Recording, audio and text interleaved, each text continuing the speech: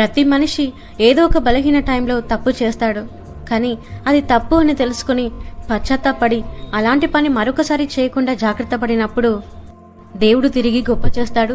నువ్వు ఆ తప్పు ద్వారా కోల్పోయిన ప్రతి దాన్ని రెండంతలుగా పొందుకునేలా చేస్తాడు. మోసం అనేది ఘోరమైన పాపాలలో ఒకటి. ఒక తప్పు చేసేటప్పుడు 100 సార్లు ఆలోచించు. ఎందుకంటే నువ్వు ఒక తప్పు చేసేటప్పుడు నీకు తోడుగా ఉన్న వ్యక్తి రేపటి రోజున 10 తప్పులు చేయడానికి కారణమవ్వచ్చు. ఒక తప్పు చేయడానికి నిన్ను ప్రోత్సహిస్తున్నాడంటే తను నీకు మిత్రుడైనా శత్రువుతో సమానం. తప్పును తప్పు అని చెప్పే శత్రువైనా నీకు మిత్రుడు లాంటివాడే. ఏది ఏమైనా మనుషులను నమ్మే కాలంలో మనం లేము. మనకంటూ ఒక తోడు కావాలి. మంచేది చెడేది అని చెప్పే నేస్తం కావాలి. ఎల్లవేళలా మనకు తోడుగా ఉండి మన బలహీన సమయంలో ధైర్యాన్ని నింపి నేను నీకు తోడుగా ఉన్నాను, భయపడకు అని హక్కున చేర్చుకుని కన్నీళ్లు తుడవగలిగే ఒక వ్యక్తి కావాలి. ఏ స్వార్థం లేకుండా మనం మంచి కోరగలగాలి.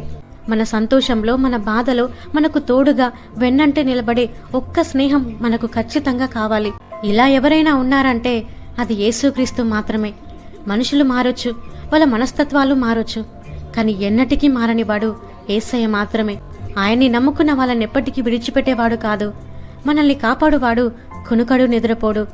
ఆయన గైడెన్స్ మనకు కావాలంటే మనకు పరిశుద్ధాత్మ నడిపింపు ఖచ్చితంగా అవసరం. అది ఎప్పుడు జరుగుతుంది అంటే ప్రార్థనలో, వాక్యంలో, దేవుణ్ణి ఆరాధించడంలో మనం ఎక్కువ సమయాన్ని వెచ్చించినప్పుడు. ఆమేన్. Praise the lord.